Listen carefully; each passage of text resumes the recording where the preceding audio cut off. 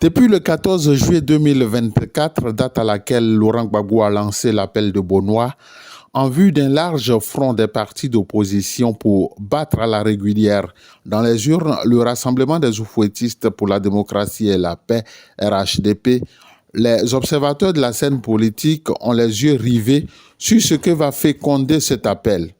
Si Danon Djedje, le président exécutif du Parti des peuples africains, Côte d'Ivoire, PPACI, au cours d'un point de presse, se réjouit de l'intérêt accordé par 28 partis politiques et organisations de la société civile à cet appel, l'évolution de la situation cette semaine, notamment avec la réaction de Charles Blé Goudé, met du bémol au tableau fort optimiste dressé par Danon Djedje quelques semaines en arrière.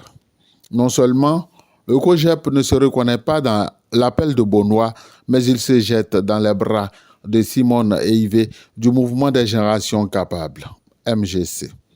C'est donc dire que le COJEP milite pour la création d'une autre plateforme de l'opposition. Simone Eivé a-t-elle le coffre, le leadership et l'autorité d'un Laurent Gbagbo pour porter une coalition de l'opposition? Pas si sûr.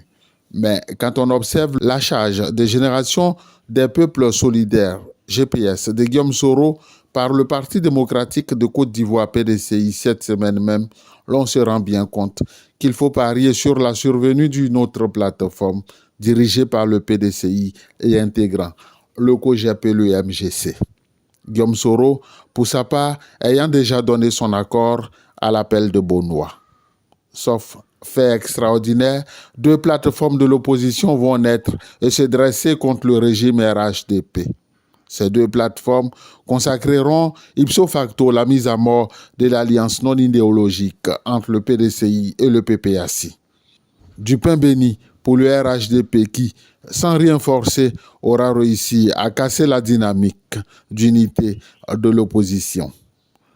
En avance sur le terrain, comparativement aux autres partis politiques, le RHDP peut davantage rêver de se défaire d'une opposition désunie et rongée par des querelles intestines dès le premier tour de l'élection présidentielle. À 14 mois de cette élection présidentielle, alors qu'aucun parti politique n'affiche de certitude sur le choix de son candidat, les grandes manœuvres et les coups bas ont commencé. À cette allure, bien malin celui qui pourra prédire les conditions dans lesquelles la classe politique ivoirienne mènera les populations aux élections de 2025. En 2025, justement, la Côte d'Ivoire qui n'a que trop souffert des crises à répétition lors des différentes élections présidentielles en appelle à la jugeote des leaders politiques pour sauvegarder, ne serait-ce que, le climat de paix et de cohésion sociale.